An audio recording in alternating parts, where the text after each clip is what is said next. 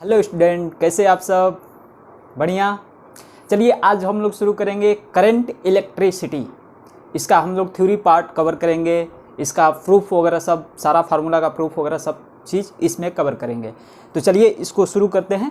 Current electricity. तो current electricity में होता क्या है? सर्वप्रथम होता है वैद्युत धारा, ठीक है ना। इलेक्ट्रिक करंट, वैद्युत धारा क्या होती है इसके बारे में हम लोग जानेंगे कि इसकी थ्योरी क्या है और इसका फार्मूला वगैरह सारा चीज़ क्या है। तो हम कैसे बोलेंगे कि वैद्युत धारा किसे कहते हैं, ठीक है ना। तो आवेश प्रवाह की दर को क्या कहते हैं? आवेश प्रवाह की दर को वैद्युत धारा कहते हैं। क्या बोलेंगे? आवेश प्रवाह की दर को वैद्युत धारा कहते हैं। इसे हम क्या करते हैं? इसे हम I से इंडिकेट करते हैं। सीधी सीधी बात, आवेश प्रवाह की दर को वैद्युत धारा कहते हैं। तो लिखे क्या, थ्योरी वगैरह सारा चीज़ मैं लिखवा रहा हूँ। आप लोग फटाफट अपना नोट्स निकालिए, अपनी कॉपी निकालिए, पेन निकालिए और लिखना शुरू कर दीजिए, नोट्स बनाना शुरू कर दीजिए, क्योंकि एग्ज़ाम में ये नोट्स आपके बहुत काम आने वाले हैं, ठीक है। तो चलिए वैद्युत धारा के बारे में हम लोग जान लेते हैं कि वैद्युत धारा की थ्योरी क्या होती है।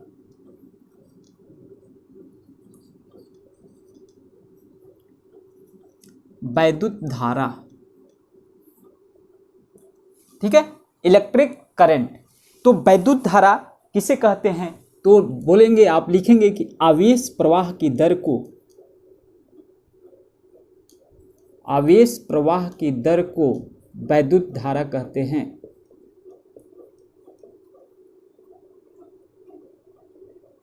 क्या बोलेंगे? आवेश प्रवाह की दर को वैद्युत धारा कहते हैं।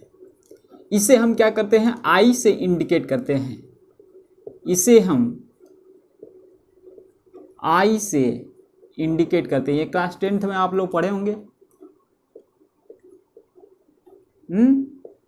इंडिकेट करते हैं। अब देखो, इसे हम I से इंडिकेट करते हैं। इसका फार्मूला क्या होता है? तो I इजकल टू Q/T होता है, ठीक है। I is equal to Q/T। इसके बाद Q इजकल टू होता है Ne, तो I इजकल टू क्या हो जाएगा? Ne/T, where N is equal to इलेक्ट्रॉनों की संख्या और E इजकल टू इलेक्ट्रॉन पर आवेश। बातें समझ में आ रही है? तो आप इसके बारे में तो जान गए कि वैद्युत धारा वगैरह सब किसे कहते हैं, ठीक है। तो थोड़ी सी हम लोग हाई लेवल का थोड़ा सा चलते हैं इसी में। बातें समझ में आ रही है? तो देखिए, धारा वैद्युत है, ठीक है। धारा वैद्युत है तो इसमें क्या करेंगे हम? अगर आप को I एवरेज निकालना हो, I एवरेज निकालना हो तो हम क्या करते हैं? डेल्टा Q/डेल्टा T, ठीक है। या फिर इसे हम लिख देते हैं Q/T, या फिर इसे हम लिख देते हैं Ne/T। इतनी बातें तो समझ में आ रही होगी। अब देखो, I नेट निकालना हो, I मीन्स क्या होता है? धारा, वैद्युत धारा। तो I नेट निकालना हो तो हम क्या लिखेंगे? Q/T। इतनी बातें समझ में आ रही है क्या? I की दिशा किधर होती है? I का दिशा, डायरेक्शन किधर होती है, वो मैं आपको बता दे रहा हूं कि I की दिशा होती है, ये मोस्ट इंपॉर्टेंट है, इसे आप याद रखिएगा। I की दिशा होती है पॉजिटिव टर्मिनल से,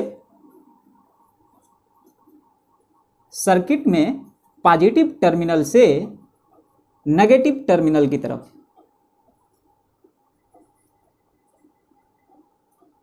नेगेटिव टर्मिनल की तरफ, ठीक है। इसके बाद या भी ऐसे भी बोलेंगे कि इलेक्ट्रॉन की विपरीत दिशा में जो होती है वैद्युत धारा की दिशा होती है, और इलेक्ट्रॉन की विपरीत दिशा में, इलेक्ट्रॉन की विपरीत दिशा में, ये भी नोट कर लेंगे, ये बहुत ही इंपॉर्टेंट है। देखो हम थोड़ा सा एक सर्किट बनाते हैं, छोटा सा सर्किट कुछ इस तरह बना, इसमें रेजिस्टेंस हो गया इस तरह, बैटरी वगैरह सब जुटी इस तरह, ये है। देखो इसमें जो होता है, इसमें जो कुंजी वगैरह लगा देता हूँ, इसको जोड़ दिया, ये है आपका स्विच, कुंजी बोलते हैं, और ये है आपकी बैटरी है। तो अब यहाँ पे है रेजिस्टेंस R1 R2, यहाँ पर ये बैटरी है। इसका जो बड़ा वाला पार्ट होता है, बड़ा वाला प्लेट, ये होता है धन टर्मिनल और छोटा वाला प्लेट होता है नेगेटिव टर्मिनल। ये बातें समझ में आ रही है क्या आपको? इतनी आप याद रखेंगे कि ये बड़ा वाला पार्ट होता है धन टर्मिनल और छोटा वाला पार्ट होता है नेगेटिव टर्मिनल बैटरी का। ठीक है, यहाँ से देखो धन टर्मिनल से चलती है और ये आई इधर जाएगी, आई धारा इधर जाएगी, लेकिन जो आई धारा इधर जा रही है। ठीक है, अब जो होगा तो इलेक्ट्रॉन की दिशा किधर होगी, इसमें आप बता सकते हैं क्या? इलेक्ट्रॉन की दिशा इसमें किधर होगी, ये आप बता सकते हैं क्या? तो हमने क्या लिखा कि इलेक्ट्रॉन की विपरीत दिशा में आई की दिशा होती है। तो आई इधर है तो इलेक्ट्रॉन की दिशा कहीं इधर होगी। अब देखो यहां पर थोड़ा सा ध्यान दो, इलेक्ट्रॉन के विपरीत दिशा में आई की दिशा है, समझ में आ रहा है क्या? इलेक्ट्रॉन की विपरीत दिशा में आई की दिशा है। इतनी बातें समझ में आ रही है क्या आपको? इतनी बातें आपको समझ में आ रही है? आप नोट कर लो, फटाफट नोट कर लो, फटाफट नोट कर लो। चलो अब हम लोग बात करेंगे कि हाँ, यहां पर थोड़ा सा ध्यान देंगे। अगर Q निकालना हो, I equal to Q by T होता है, तो Q equal to I T होता है। तो Q निकालना हो तो इंटीग्रेशन का भी यूज करते हैं, I dt। ये वाला फार्मूला आप लोग याद रखेंगे, Q equal to integration of I dt। ठीक है, नोट कीजिए फटाफट। और धारा एक क्या है? धारा एक अदिश राशि है। ठीक है, अदिश राशि, ठीक है ना? बातें समझ में आ रही? स्केलर क्वांटिटी है धारा, इसलिए हम क्या करते हैं, धारा को अगर जोड़ना हो, धारा को अगर जोड़ना हो तो हम कैसे जोड़ेंगे, मैं यहां पर बता दे रहा हूं। ठीक है, ये भी नोट कर लीजिएगा, धारा को जोड़ना है तो आप कैसे जोड़ेंगे मैं आपको बता रहा हूं। ये आई धारा और ये इस तरह, ये इस तरह, ये थीटा की दिशा में है, और ये है आपका I1 धारा और ये है आपका I2 धारा, इधर जा रही है, ये भी इधर जा रही है। तो इसको कैसे जोड़ेंगे, तो I equal to I1 plus I2। ये भी बातें समझ में आ रही? I equal to I1 plus I2। ठीक है, बातें समझ में आ रही कि नहीं? ये है आपकी I धारा, I ऐसे लिखो, I1 प्लस I2, बड़ा वाला लिख दिया हूं, छोटा वाला भी लिख लो, I equal to I1 plus I2। ठीक है, इतनी बातें समझ में आ रही है? नोट करो फटाफट, मिटाओ मिटाओ मिटाओ मिटाओ मिटाओ, बोलो। चलो मैं मिटाता हूं, अगर नहीं नोट किया है तो वीडियो को स्टॉप कीजिएगा और नोट कर लीजिएगा। ठीक है, टाइम वेस्ट नहीं करना है। अब हम लोग चलेंगे, इसका मात्रक क्या होता है, ठीक है, और इसकी बीमा क्या होती है धारा की, ये भी हम पढ़ेंगे। बातें समझ में आ रही है? इसका मात्रक क्या होता है, इसकी बीमा क्या होती है, ये सारी चीजें पढ़ेंगे। तो आप लिखेंगे वैद्युत धारा का मात्रक, हेडिंग लगाइए, वैद्युत धारा का मात्रक। वैद्युत धारा का मात्रक क्या होता है, आप लोग पढ़े होंगे। ठीक है, वैद्युत धारा का मात्रक क्या होता है आप लोग आराम से पढ़े होंगे। I equal to Q by T होता है, हमने पढ़ा रखा है, और क्लास 10th में भी आप लोग पढ़ रहे होंगे, ये सब बेसिक नॉलेज है। तो Q का मात्रक क्या होता है, कूलाम, और T का मात्रक होता है सेकेंड। तो कूलाम प्रति सेकेंड, जिसे हम क्या कहते हैं, एम्पियर भी कहते हैं, जिसे हम क्या कहते हैं, एम्पियर भी कहते हैं, जिसे एम्पियर भी कहते हैं। बातें समझ में आ रही? I is equal to Q by T coulomb per second is equal to ampere, यानी कि आप लिखेंगे कि धारा का मात्रक कूलाम प्रति सेकेंड होता है, ठीक है ना। वैद्युत धारा का मात्रक कूलाम प्रति सेकेंड होता है, जिसे हम एम्पियर भी कहते हैं। अब बात आती है कि एक एम्पियर किसे कहते हैं, ठीक है ना। तो आप सीधे सीधे बोलेंगे कि यदि, चलो एक एम्पियर की बात कर लेते हैं, तो I अगर Q अगर हम, चलो एक एम्पियर, यहीं से मैं निकालूंगा थ्योरी। एक एम्पियर अगर यहाँ पे Q इजकल टू एक कूलाम डाल दे और T इजकल टू एक सेकेंड हो जाए, तो I is equal to 1/1 is equal to 1 ampere आ जाएगा। तो क्या बोलेंगे कि यदि किसी चालक में एक कूलाम आवेश 1 सेकेंड तक प्रवाहित की जाए, यदि किसी चालक में एक कूलाम आवेश 1 सेकेंड तक प्रवाहित की जाए, तो चालक में बहने वाली धारा 1 एम्पियर कहलाती है। इसके बहुत सारे थ्योरी है, इसके कंसेप्ट है, मैं आपको लिखवा दे रहा हूं, ठीक है ना। तो क्या बोलेंगे यहां से कि यदि किसी चालक में, क्या बोलेंगे, यदि किसी चालक में एक कूलाम आवेश 1 सेकेंड तक प्रवाहित की जाए, तो उस चालक में बहने वाली धारा क्या होगी, 1 एम्पियर कहलाती है। लिखवा दूं? चलिए मैं लिखवा दे रहा हूं, ठीक है। चलिए तो लिखेंगे कि यदि किसी चालक में, लिखिए फटाफट, यदि किसी चालक में, यदि किसी चालक में एक कूलाम आवेश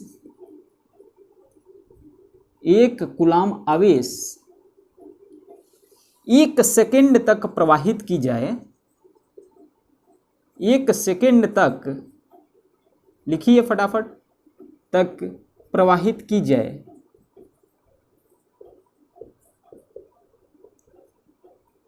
तो उस चालक में बहने वाली धारा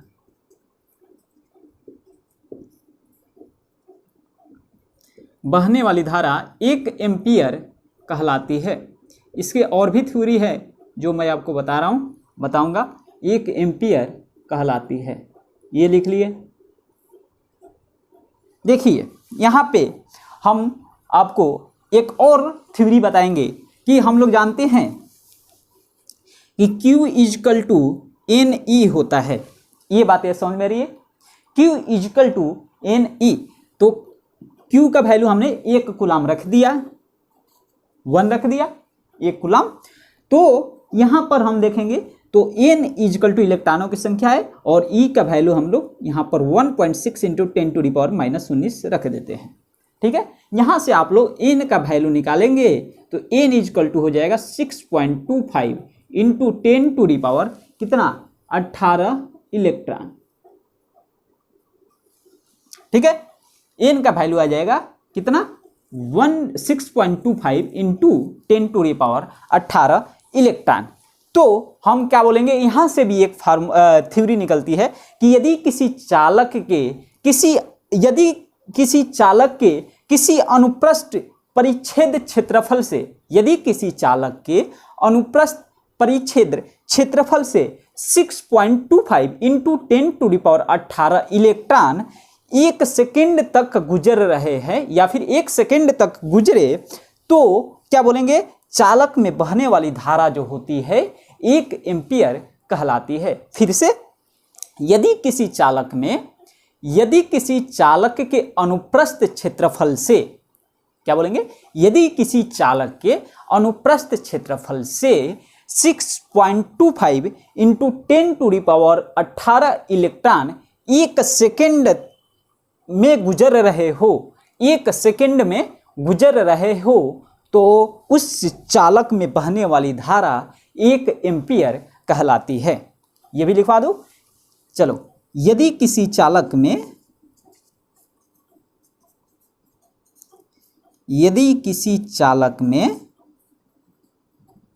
लिखिए, यदि किसी चालक में, ना लिखे, यदि किसी चालक के किसी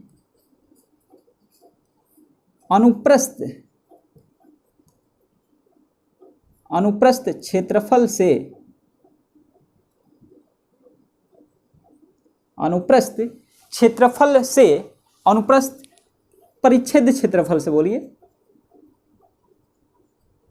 अनुप्रस्थ परिच्छेद क्षेत्रफल से,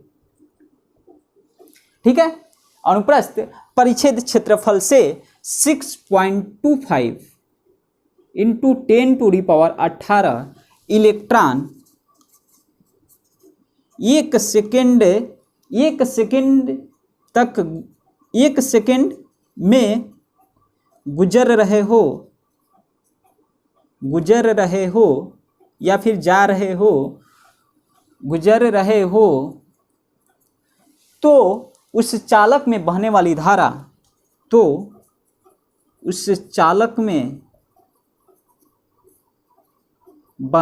धारा,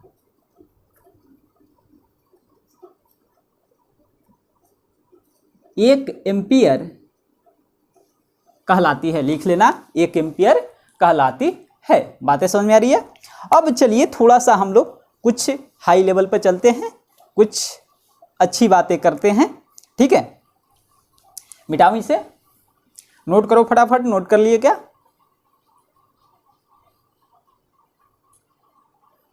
औसत धारा बता दिया हूं। तत्क्षणिक धारा अगर बताना हो तो लिमिट वगैरह लगा लीजिएगा। Limit delta T tends to 0 delta Q by delta T, या फिर D Q by D T कर सकते हैं, ठीक है ना। चलिए मिटाओ इसे, मिटा रहा हूं, ओके।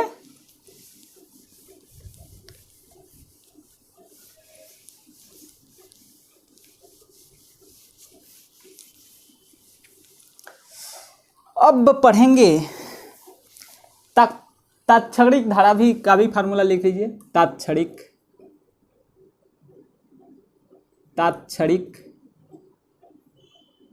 ऐसे लिखा जाता है ना, तात्क्षणिक धारा, इंस्टैंटेनियस करंट, ठीक है ना। I is equal to limit delta T tends to 0 delta T tends to 0 D की delta Q by delta T लिख सकते हैं, या फिर D Q by D T लिख सकते हैं। यह है आपका इंस्टैंटेनियस करंट। अब थोड़ा इसके गुण वगैरह सब, ये सब बातें जान लेते हैं कि क्या क्या चीजें होती है। तो धारा जो होती है एक मूल राशि है, 7 मूल राशियां होती है, जिसमें से धारा एक मूल राशियां होती है, ठीक है। तो इसका स्टार पॉइंट लिख दीजिए। धारा मूल राशि है। धारा क्या है? मूल राशि है, जिसकी बीमा जो होती है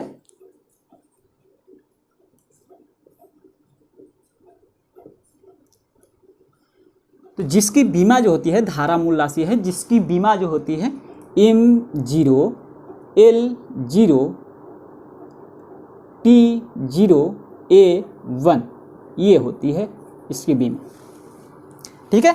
M0 L0 T0 A1 यानी कि ये होती है बीमा, ठीक है। धारा मूल राशि है जिसकी बीमा ये होती है। अब लिखेंगे कि धारा एक अदिश राशि है। पूछ देता है कॉम्पिटिटिव एग्जाम में कि धारा कौन सी राशि है, या फिर अदिश, सदिश, प्रदिश, ठीक है ना। तो धारा क्या है? अदिश राशि है। सेकंड स्टार पॉइंट, धारा एक अदिश राशि है।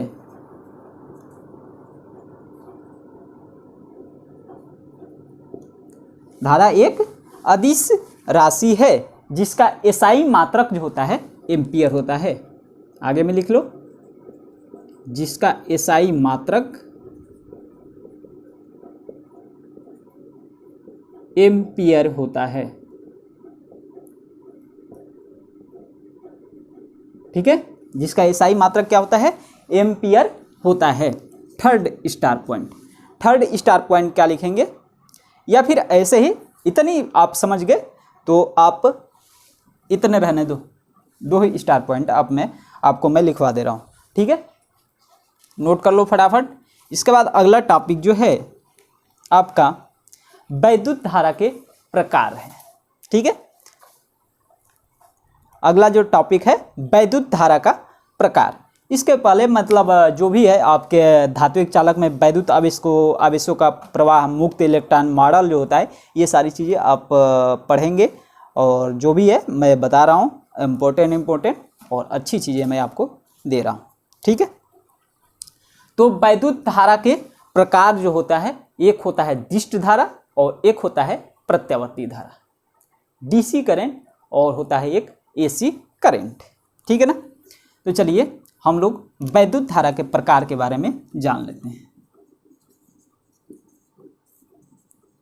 वैद्युत धारा के प्रकार। वैद्युत धारा के प्रकार में वैद्युत धारा दो प्रकार के होते हैं, लिखिए फटाफट। वैद्युत धारा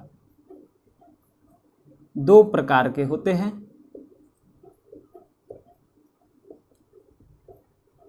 फर्स्ट होता है डिस्ट धारा,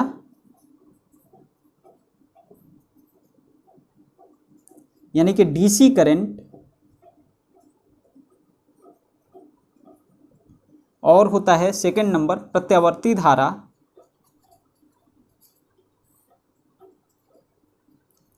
यानी कि एसी करंट, ठीक है। दिष्ट धारा और प्रत्यावर्ती धारा। तो आपके मन में उठ रहा होगा सवाल कि दिष्ट धारा किसे कहते हैं और प्रत्यावर्ती धारा किसे कहते हैं, ठीक है ना। तो बोलेंगे कि दिष्ट धारा कि ऐसी धारा जिसका मान समय के साथ साथ, ठीक है ना, जिसका मान तथा परिमाण, सीधे सीधे बोलेंगे कि ऐसी धारा जिसका परिमाण तथा क्या होता है, दिशा समय के साथ साथ नियत रहता है, उसे हम क्या कहेंगे, दिष्ट धारा कहते हैं। सीधे सीधे ऐसी धारा जिसकी परिमाण तथा दिशा समय के साथ साथ नियत रहता है, उसे हम दिष्ट धारा कहते हैं। नोट कर लीजिए फटाफट, समझ आ रहा है, नोट कर लीजिए कि ऐसी धारा जिसका परिमाण तथा दिशा समय के साथ साथ नियत रहता है, क्या बोलेंगे, दिष्ट धारा कहलाता है। मिटाओ इसे फटाफट, बोलो मिटाओ क्या, चलो इसे मिटाता हूं और दिष्ट धारा की परिभाषा लिखवाता हूं। फर्स्ट नंबर है दिष्ट धारा।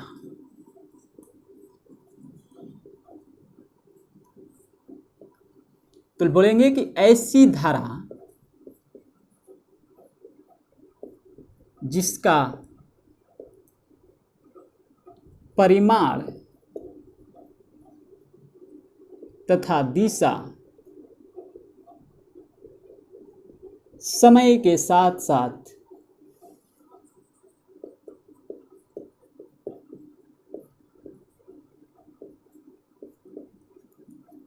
नियत रहता है, कामा दिष्ट धारा कहलाता है। इसका एक ग्राफ भी बनता है जो मैं आपको बता रहा हूं। दिष्ट धारा का जो ग्राफ होता है वो I और T में होता है, इधर I धारा इधर T, ठीक है ना। तो इसका परिमाण तथा दिशा जो होती है समय के साथ साथ नियत रहता है, समय के साथ साथ ये सीधी लाइन होगी, नियत रहता है। मान लो ये 1 सेकेंड यहाँ पर है, 1 एम्पियर है, तो ये जो होगा 1 सेकेंड, मतलब ये जो होगा समय के साथ साथ हमेशा क्या होगा, नियत रहेगा। मान लो यहाँ पर 1 सेकेंड आ गया, यहाँ पर 2 सेकेंड, तो वहीं पर भी 1 एम्पियर ही हो रहा है। 3 सेकेंड तो यहाँ पर भी 1 एम्पियर आप देखेंगे, आगे में 4 सेकंड तो यहाँ पर भी 1 एम्पियर आपको धारा मिलेगी, यानी कि ऐसी धारा जिसका परिमाण तथा दिशा समय के साथ साथ नियत रहता है डिश धारा कहलाता है। बातें समझ में आ रही है क्या? अब आती है प्रत्यावर्ती धारा। मिटा रहा हूँ इसे, नीचे का पार्ट, ठीक है ना।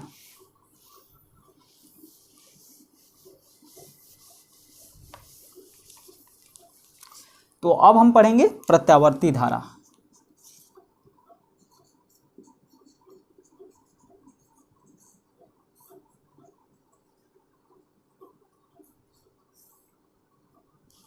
तो बोलेंगे कि ऐसी धारा, लिखो फटाफट, क्या बताओ फिर भी यार।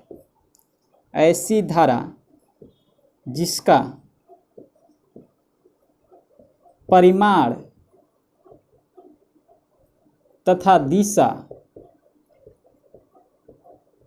इसमें क्या होता है, परिमाण तथा दिशा समय के साथ साथ बदलता रहता है। समय के साथ साथ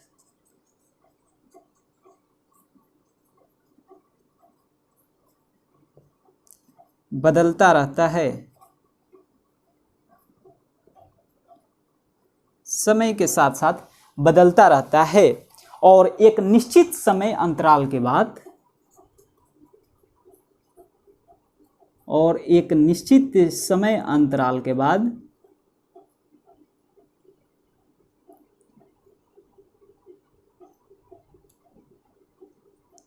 और एक निश्चित समय अंतराल के बाद उसी परिमाण और दिशा के साथ पुनरावृत्ति होती है। समय अंतराल के बाद उसी परिमाण और दिशा,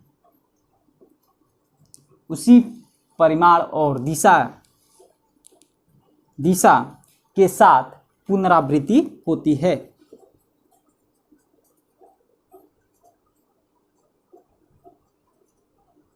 पुनरावृत्ति होती है। इतनी बातें समझ में रही क्या? इस धारा को हम क्या बोलेंगे? प्रत्यावर्ती धारा बोलेंगे। इस धारा को, कामा लगा लो, इस धारा को प्रत्यावर्ती धारा कहते हैं।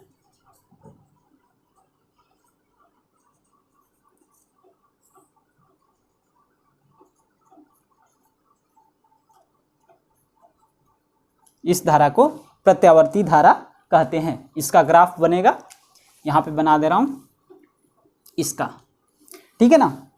तो ये भी I और T में ग्राफ बनेगा, इधर T है और इधर I है, ठीक है ना।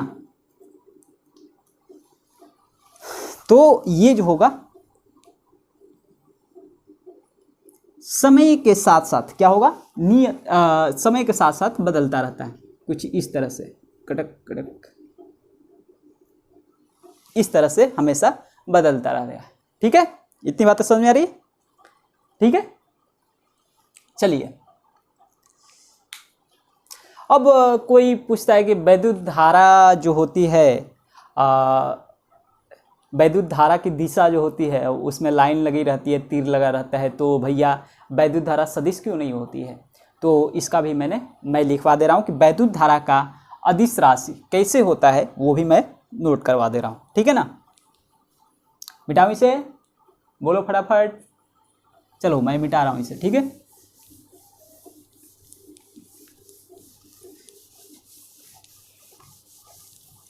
सारा चीज नोट कर लीजिएगा, ठीक है ना। वैद्युत धारा अदिश राशि कैसे होता है वो मैं लिखवा रहा हूँ। वैद्युत धारा का अदिश राशि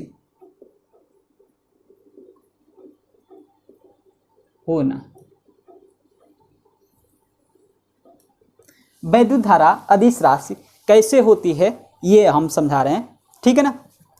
तो वैद्युत धारा में जो होता है परिमाण के साथ साथ समय भी क्या होता है, दिशा भी होती है, सॉरी दिशा भी होती है। तो वैद्युत धारा में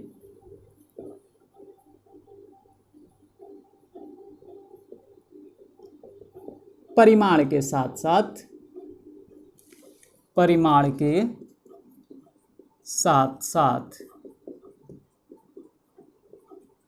दिशा भी होती है। क्या होती है?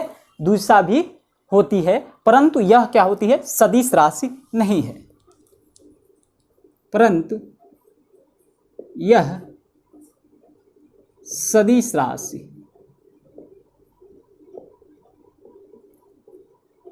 नहीं है। परंतु यह क्या है? सदिश राशि नहीं है, क्योंकि वैद्युत धारा त्रिभुज के सदिश योग के नियम का पालन नहीं करता है। क्योंकि वैद्युत धारा त्रिभुज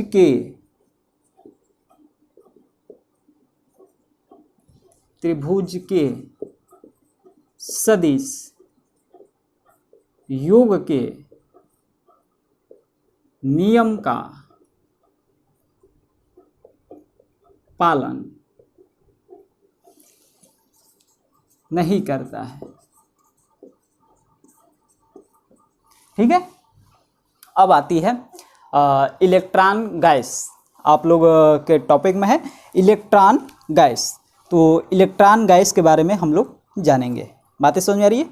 इलेक्ट्रॉन गैस, इसके बाद धारा घनत्व वगैरह सब है। तो इलेक्ट्रॉन गैस हम लोग सर्वप्रथम जानेंगे। तो धातुएं में जो होती है, मुक्त इलेक्ट्रॉन जो होते हैं अनियमित रूप से क्या होते हैं? गति करते रहते हैं। ठीक है ना। और ये इलेक्ट्रॉन उसी प्रकार गति करते हैं, ठीक है ना, जिस प्रकार प्रत्यास्थ बर्तन में जो होता है रखे हुए गैस के अणु जो होते हैं व्यवहार करते हैं, उसी प्रकार गति करते हैं जिस प्रकार प्रत्यास्थ बर्तन में गैस का अणु व्यवहार करते हैं। गैस के अणु इधर उधर भागते रहते हैं। ठीक है ना। इसलिए इलेक्ट्रॉनों के इस समूह को इलेक्ट्रॉन गैस कहते हैं। ठीक है ना। लिखवा दे रहा हूँ, आप लोग याद कर लीजिएगा। Electron gas. ठीक है। तो धातुओं में जो होते हैं, लिखेंगे धातुओं में मुक्त इलेक्ट्रॉन,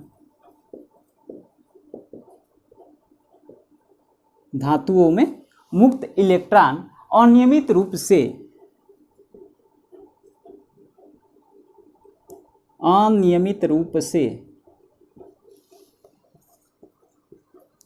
गति करते रहते हैं।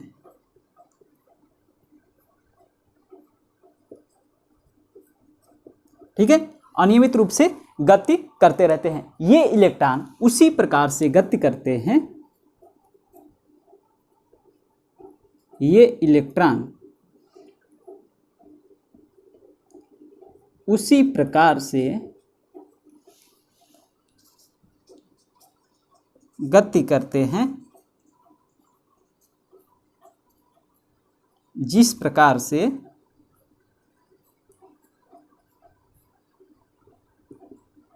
प्रत्यास्थ बर्तन में रखे हुए प्रत्यास्थ बर्तन में रखे हुए गैस के अणु, प्रत्यास्थ बर्तन में रखे हुए गैस के अणु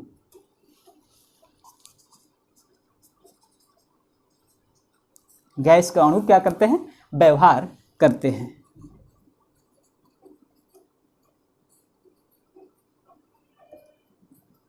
ठीक है। बातें समझ में आ रही है? इसलिए इलेक्ट्रॉनों के इस समूह को, इसलिए इलेक्ट्रॉनों के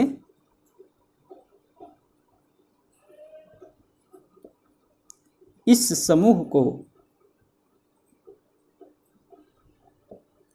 इलेक्ट्रॉन गैस कहते हैं। इलेक्ट्रॉन गैस कहते हैं। नोट कर लो फटाफट। अब आएगा ऊष्मीय वेग। ऊष्मीय वेग किसे कहते हैं, इसके बारे में हम लोग जानेंगे। ठीक है।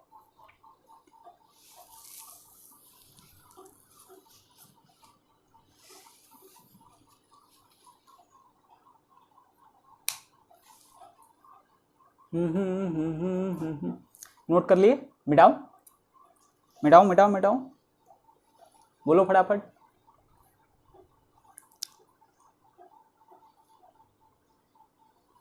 चलो मैं इसे मिटाता हूँ, ठीक है।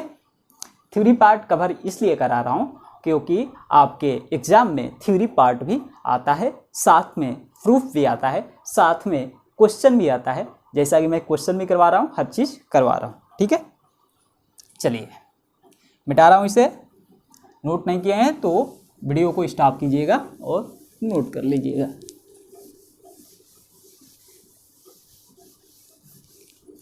अब हम लोग पढ़ेंगे ऊष्मीय वेग। ऊष्मीय वेग क्या होता है इसके बारे में हम पढ़ेंगे।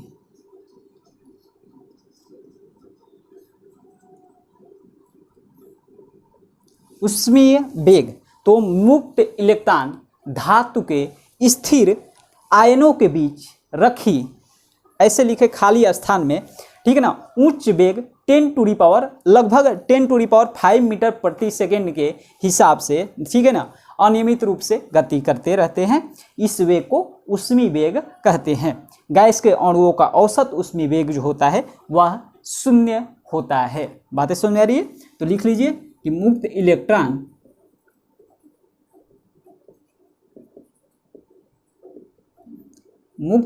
इलेक्ट्रॉन धातु के स्थिर आयनों के बीच, मुक्त इलेक्ट्रॉन धातु के स्थिर आयनों के बीच खाली स्थान में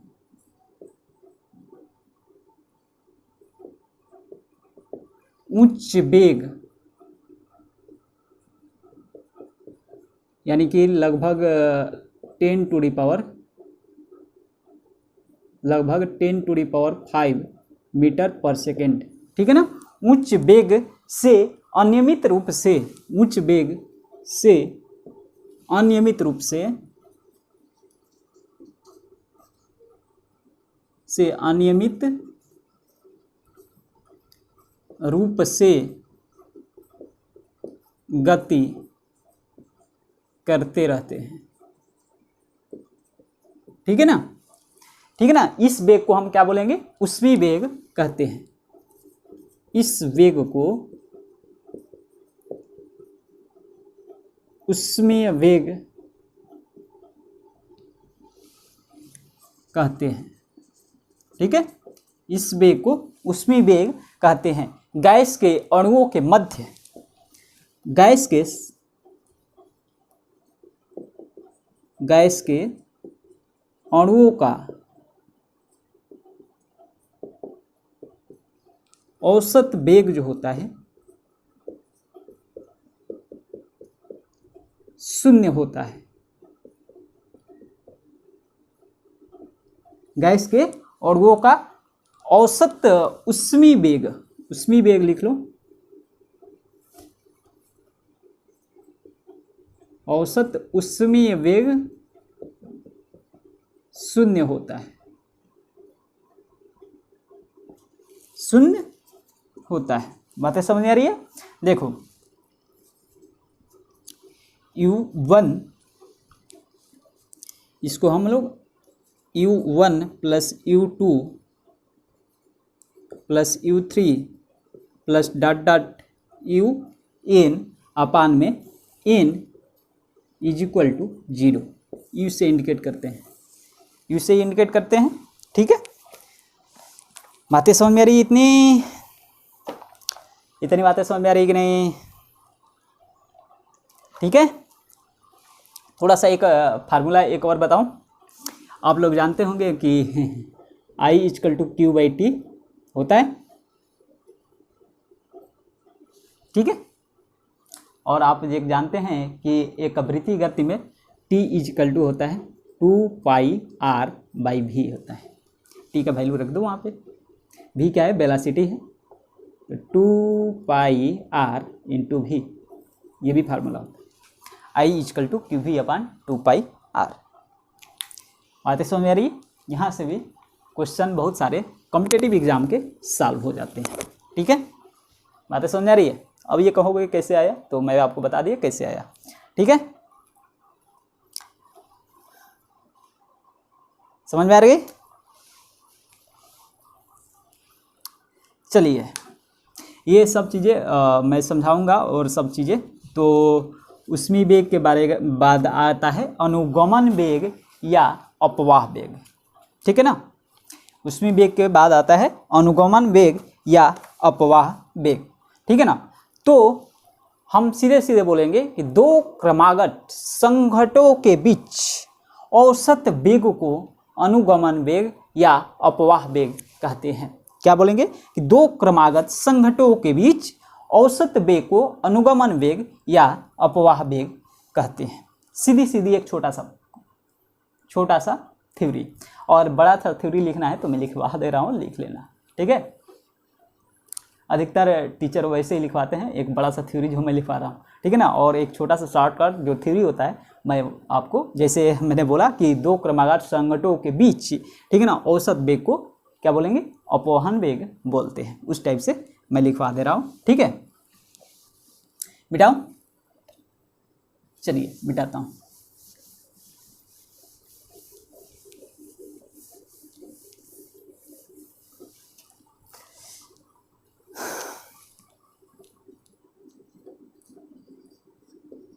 ये भी आता है मोस्ट इम्पोर्टेंट है, अनुगमन वेग या अपवाह वेग। इसे हम VD से इंडिकेट करते हैं। ठीक है, इसे हम क्या बोलेंगे, VD से इंडिकेट करते हैं। ठीक है ना, तो यदि किसी चालक को बैटरी द्वारा विभवांतर आरोपित किया जाते हैं, लिखेंगे फटाफट। यदि किसी चालक को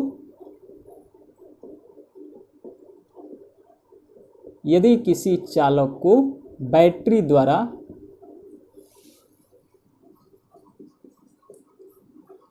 द्वारा विभवांतर समझ रहे हैं ना भैया, विभवांतर आरोपित किया जाता है,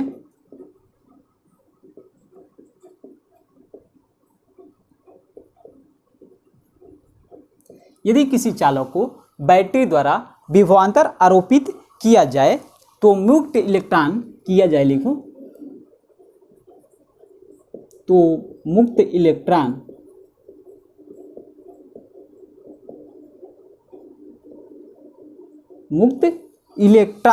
ठीक है ना, तार के लंबाई के अनुदिश, क्या लिखेंगे, मुक्त इलेक्ट्रॉन तार के लंबाई के अनुदिश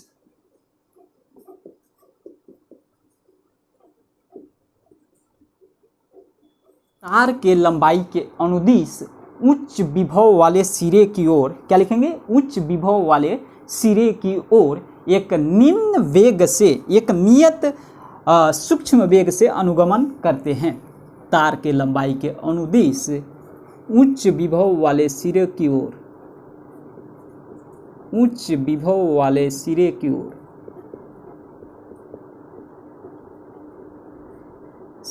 की ओर एक नियत सूक्ष्म वेग से, क्या बोलते हैं, निम्न सूक्ष्म वेग से निम्न सूक्ष्म वेग से नियत सूक्ष्म वेग से क्या करेंगे, अनुगमन करते हैं, अनुगमन करते हैं।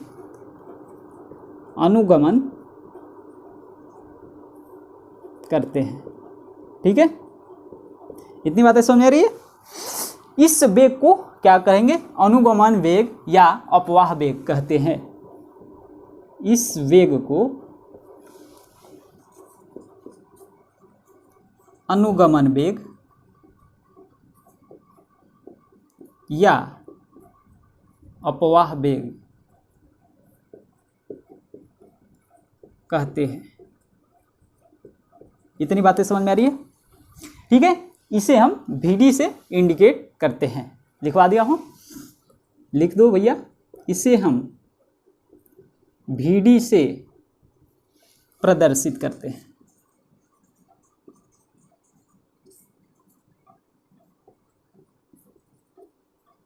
ठीक है, आई इजकल टू होता है N E A V D, ये फार्मूला मैं प्रूव करवाने वाला हूँ।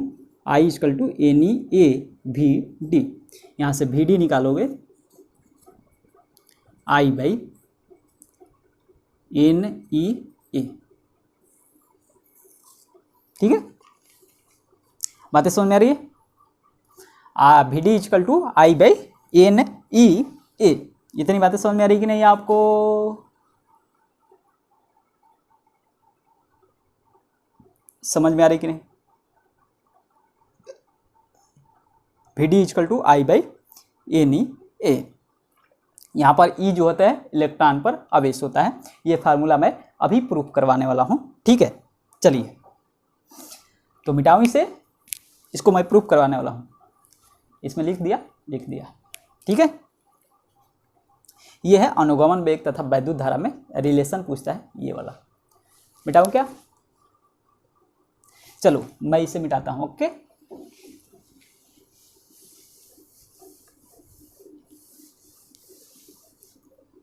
और हाँ ये भी लिख लेना, अनुगमन वेग या अपवाह वेग में हमने एक और बताया था कि दो क्रमागत संघटों के बीच, क्या लिखेंगे कि दो क्रमागत संघटों के बीच औसत वेग को अनुगमन वेग कहते हैं। कोई पूछेगा कि अनुगमन वेग किसे कहते हैं, तो दो क्रमागत संघटों के बीच औसत वेग को अनुगमन वेग कहते हैं। सीधे सीधे लिख लेना, ठीक है ना। तो मैं अनुगमन वेग का अपवाह वेग का फार्मूला प्रूफ कर रहा हूँ। कैसे प्रूफ किया जाता है मैं प्रूफ कर रहा हूँ, ठीक है ना। तो इसमें ऐसा आता है क्वेश्चन कि अपवाह वेग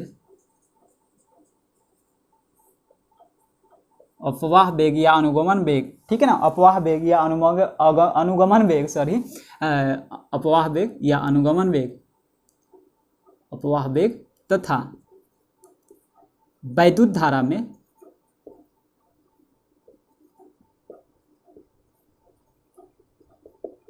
संबंध, ठीक है ना, अपवाह वेग तथा वैद्युत धारा में संबंध को स्थापित कीजिए, ठीक है ना। ये आता है इस टाइप से, ठीक है ना। तो अपवाह वेग के लिए मुझे एक सर्किट बनाना पड़ेगा। मैं बना दे रहा हूं सर्किट वगैरह, ठीक है।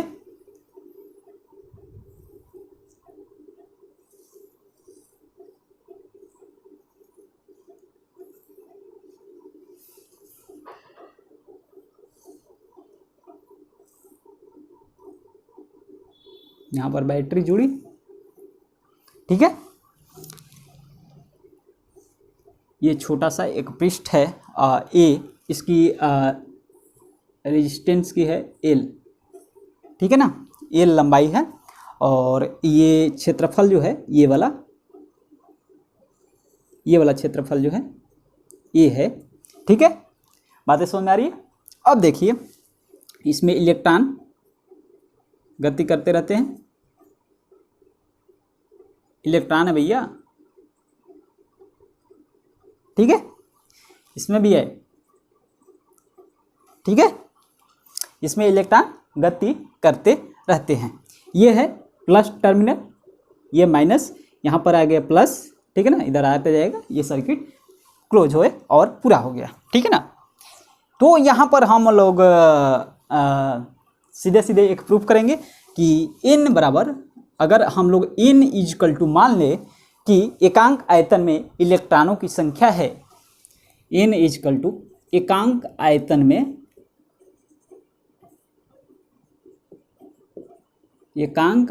में इलेक्ट्रॉनों की संख्या है। और दूसरे तरीके से प्रूफ करूंगा जिस टाइप से टीचर प्रूफ कराते हैं, ठीक है ना। मैं अपने तरीके से प्रूफ करवा रहा हूँ, ठीक है ना। एडीएल आयतन में तो n बराबर एकांक आयतन में इलेक्ट्रॉन की संख्या हो गई, तो एडीएल आयतन में ये हो गया आपका पूरा है ये l, तो ये जो हो जाएगा dl, इसीलिए हमने इसको काटा। ये है आपका dl लंबाई हो गया। ये अब होगा a और dl, तो लिखेंगे कि a dl आयतन में ठीक है ना। AdL आयतन में इलेक्ट्रॉनों की संख्या कितनी हो जाएगी, AdL आयतन में इलेक्ट्रॉनों की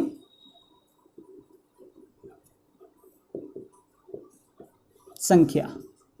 अब देखो AdL, देखो n एकांक आयतन में इलेक्ट्रॉनों की संख्या है, तो AdL आयतन में इलेक्ट्रॉनों की संख्या है, n से मल्टीप्लाई कर दो, NaDL हो जाएगा। बातें समझ में आ रही है, यहाँ पर बातें समझ में आ रही है कि नहीं आपको। अब देखो NaDL आयतन में पर आवेश कितना होगा वो हम लोग पता कर लेते हैं। तो NaDL आयतन में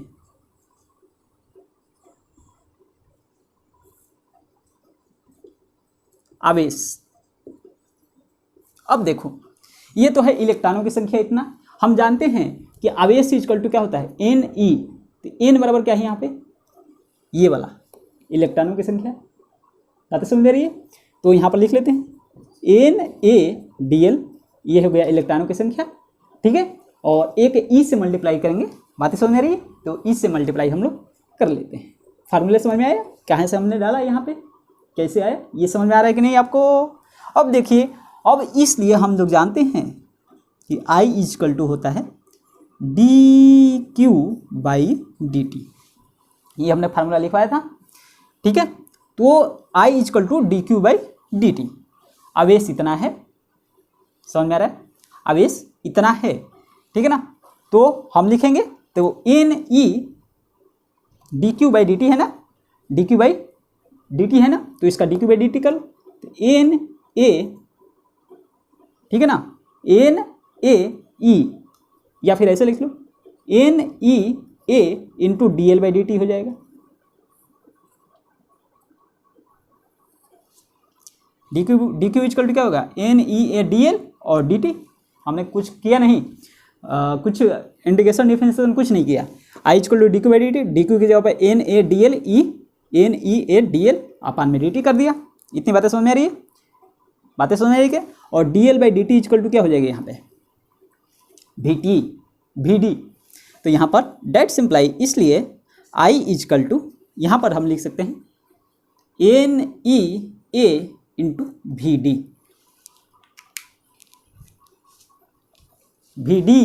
अरे भैया ds/dt आप लोगों ने 11 में पढ़ नहीं रखा है क्या, ds/dt इक्वल टू v होता है, ds/dt, यहाँ पर dl/dt हो गया, ये विस्थापन है, ये भी विस्थापन है L, बातें सुन मेरी यहाँ पे, तो dl/dt NeAVd हो गया। तो यही हमने प्रूव कर दिया, I इक्वल टू NeAVd। बातें समझ में आ रही है, इतनी बातें समझ में आ रही कि नहीं आ रही है क्या। अब देखो यहाँ पर थोड़ा सा हम लोग ध्यान देंगे, मिटाऊँ, थोड़ा सा यहाँ पे ध्यान देंगे, ये आप लोग नोट कर लेंगे। और एक दूसरे तरीके से भी, जैसे टीचर वगैरह सब प्रूफ कराते हैं इतना सारा, बहुत सारा लिखवा करके, तो वो भी मैं प्रूफ करवाने वाला हूँ इसके बाद, ठीक है। दो तरीके से जान जाओ, ठीक है। तो एक थोड़ा सा ध्यान दीजिएगा, एक अलग से है,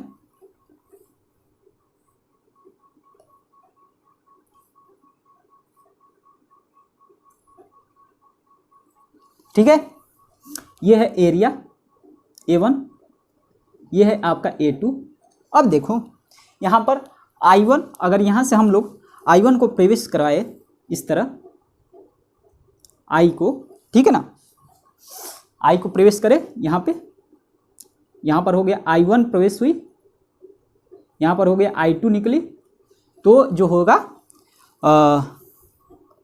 I1 बराबर I2 होगा, दोनों तरफ से आवेश, जब धारा प्रवाहित होती है भैया, तो चालक में जो होता है, चालक पर जो, चालक के अंदर जो होता है धारा वगैरह नहीं होता, ये बार बार निकल जाता है, ठीक है। तो I1 बराबर I2, जितनी यहाँ से घुसेगी उतना ही इधर से निकलेगी, I2 आवेश, I2 धारा निकलेगी, ठीक है। तो I1 बराबर I2, यानी कि A1 V1 बराबर A2 V2, ये तो अविरतता का सिद्धांत आ गया भैया 11 वाला, ठीक है। तो A1 V1 is equal to A2 V2, और ये है Vd अनुगमन वेग। बातें समझ में आ रही है, नहीं समझ में आ रही है क्या, आ रही है बच्चों, इतनी बातें समझ में आ रही कि नहीं? लिखवा दिया इतना। अब टीचर वाला प्रूफ करवाऊं, जो हो टीचर प्रूफ करवाते हैं, इसी को प्रूफ करवाऊं दूसरे तरीके से। चलिए दूसरे तरीके से मैं इसको प्रूफ करवा रहा हूँ। I equal to N A V D, ठीक है, मिटा रहा हूँ इससे, ठीक है ना। ओ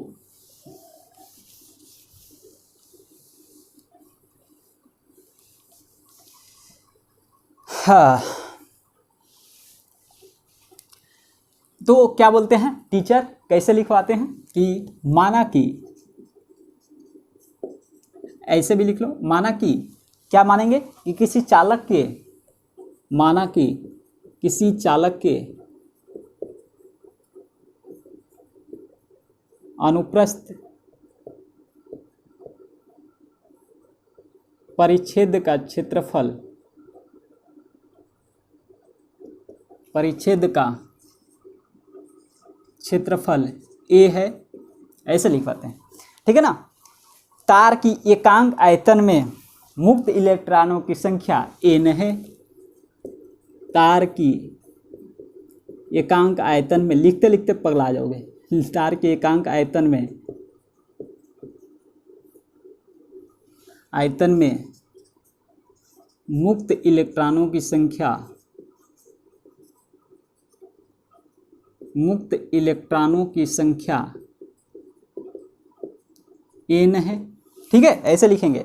तो t सेकेंड में अनुप्रस्थ परिच्छेद से होकर गुजरने वाले इलेक्ट्रॉनों की संख्या निकालेंगे। तो t सेकेंड में अनुप्रस्थ परिच्छेद के क्षेत्रफल से, अरे भैया परिच्छेद भी लिखने नहीं आ रहा है, परिच्छेद, अनुप्रस्थ परिच्छेद के क्षेत्रफल से निकलने वाले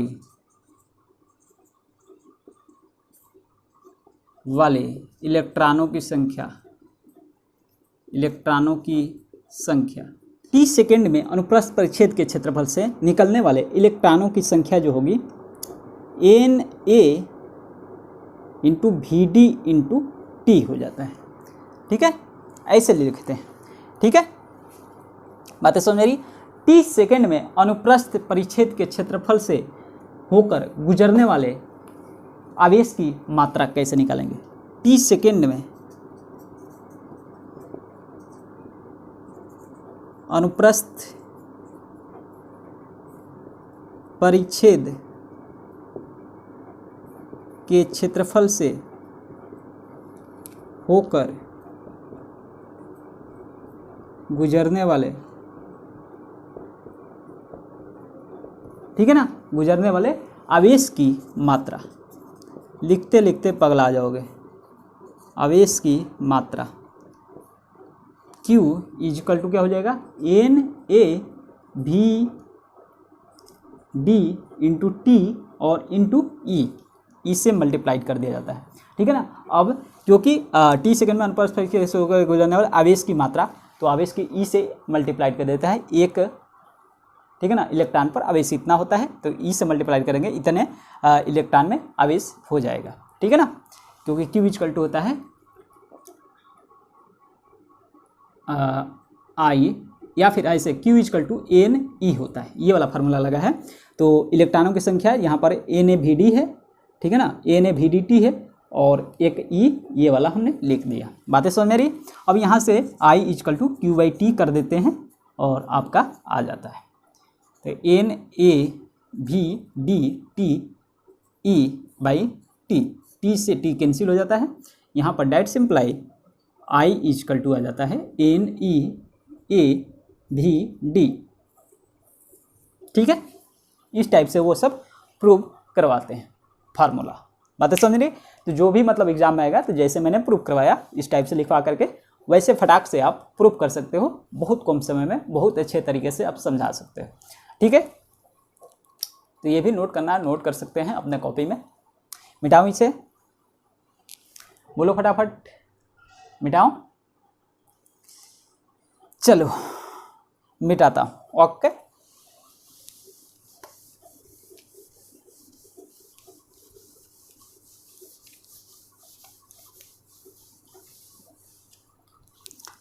अब बात आता है धारा घनत्व। धारा घनत्व, इसे हम जे से इंडिकेट करते हैं, ठीक है, धारा घनत्व, ठीक है ना। तो बोलेंगे किसी एकांक, ऐसे बोलेंगे किसी चालक में किसी बिंदु के प्रति एकांक क्षेत्रफल से, किसी चालक में किसी बिंदु से प्रति एकांक क्षेत्रफल से होकर गुजरने वाली धारा को, ठीक है ना, गुजरने वाली धारा को क्या बोलेंगे, धारा घनत्व कहते हैं। लिख लो कि किसी चालक में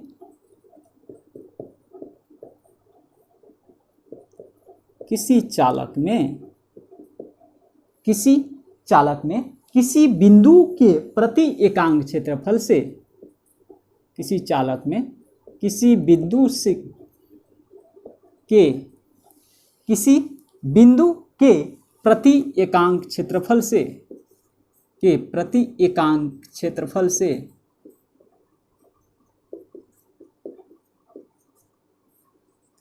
प्रति एकांक क्षेत्रफल से होकर गुजरने वाली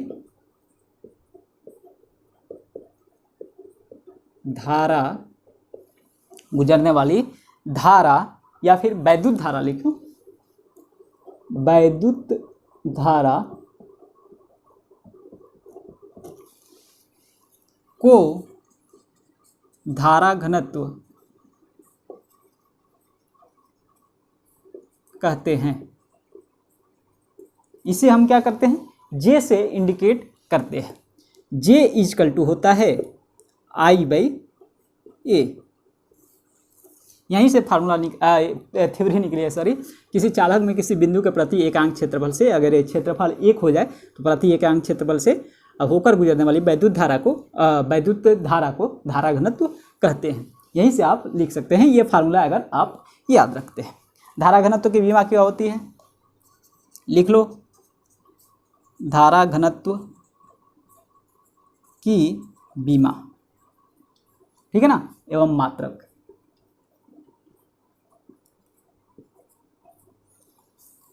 धारा घनत्व की विमा और मात्रक क्या होती है, तो we know that J equal to I/A होता है। I का मात्रक क्या होता है, एम्पियर, और A एरिया है, मीटर स्क्वायर, एम्पियर प्रति मीटर स्क्वायर होता है। तो लिखेंगे एम्पियर प्रति मीटर स्क्वायर होता है, ठीक है ना। धारा घनत्व का ये है, धारा घनत्व का ये क्या है, मात्रक होता है, एम्पियर प्रति मीटर स्क्वायर। अब बात आती है इसकी विमा, ठीक है ना। तो यहां पर लिख देता हूं, धारा घनत्व की विमा। तो I की विमा क्या होती है, A, और मीटर स्क्वायर की विमा क्या होती है, मीटर स्क्वायर को L2 लिख सकते हैं, ऐसे लिखेंगे ना, तो क्या हो जाएगा, AL-2, ये विमा होती है, धारा घनत्व की विमा होती है, ठीक है ना। तो अब आज के लेक्चर में बस इतना ही, और अगले लेक्चर में पढ़ेंगे कि धारा घनत्व तथा अनुगमन वेग में संबंध, ये भी एक मोस्ट इम्पोर्टेंट है। और गतिशीलता, वैद्युत प्रतिरोध हो गया, वैद्युत प्रतिरोध का मात्रक एवं विमा वगैरह सब पढ़ेंगे, वैद्युत चालकता पढ़ेंगे, ओम का नियम पढ़ेंगे, ठीक है। अपवाह वेग तथा अपवाह वेग के आधार पर ओम के नियम का प्रतिपादन कैसे प्रूव किया जाता है, ये सारी चीज़ें हम लोग अगले लेक्चर में पढ़ेंगे, अगले लेक्चर में हम लोग कवर करेंगे।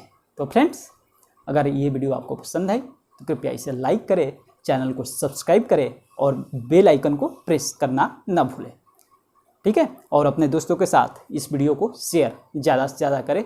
तो फ्रेंड्स, मिलते हैं अगले वीडियो में, तब तक के लिए धन्यवाद, जय हिंद।